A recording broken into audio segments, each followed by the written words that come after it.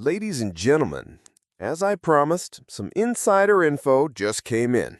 Here's my take on it. This is going to be interesting, so stick around till the end. This one's for the sharp minds out there. The Alaska Summit. Secrets, signals, and the real agenda behind Trump and Putin's meeting. What happened this week on the icy soil of Alaska may one day be remembered as the political turning point of our decade. Former U.S. President Donald Trump and Russian President Vladimir Putin, two of the most polarizing leaders of our time, met face-to-face in one of the most symbolically loaded locations possible. On the surface, it looked simple: a brief handshake, a private conversation, and a departure without fanfare. But those who understand the language of geopolitics know when leaders like this meet, the handshake is never just a handshake. Why Alaska? Officially, it's neutral ground. In reality, it's a place soaked in political history.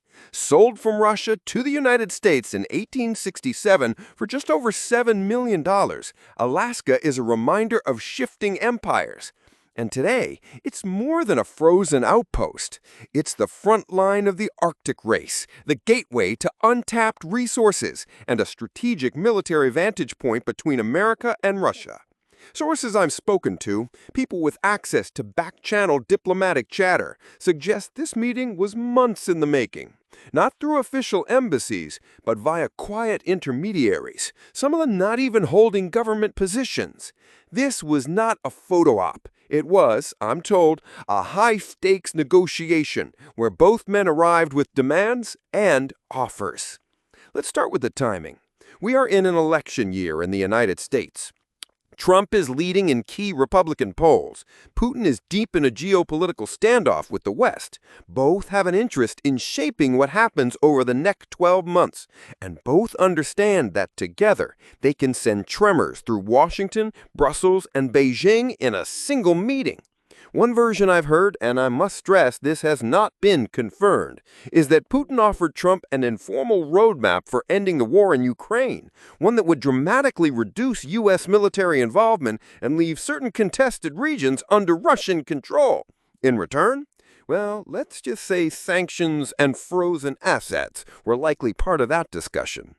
Another theory points to the Arctic. With ice melting at record speed, shipping lanes and energy reserves are becoming the new gold rush. The U.S. and Russia both know whoever controls those waters will have a strategic edge for decades.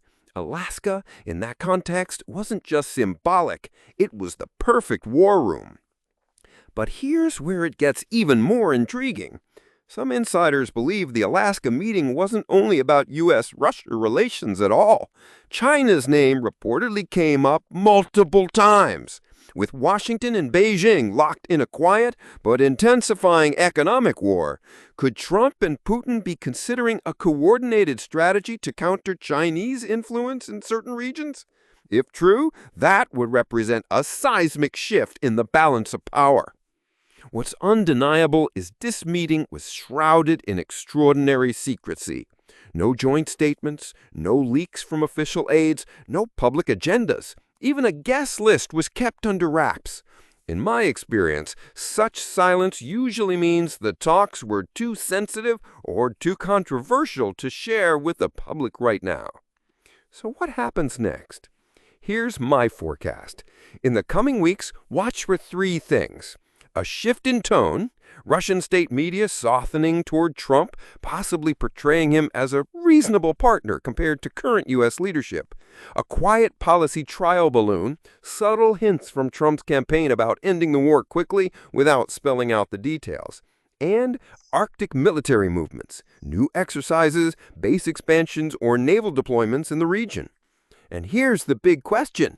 Was Alaska the first step towards a grand bargain between two men who see themselves not just as politicians, but as deal makers? Or was it, in fact, the opening move in a new Cold War, one that could redraw the map of global power? Either way, one thing is certain. This was not a random meeting. It was a message, a signal, and the world will be decoding it for months to come.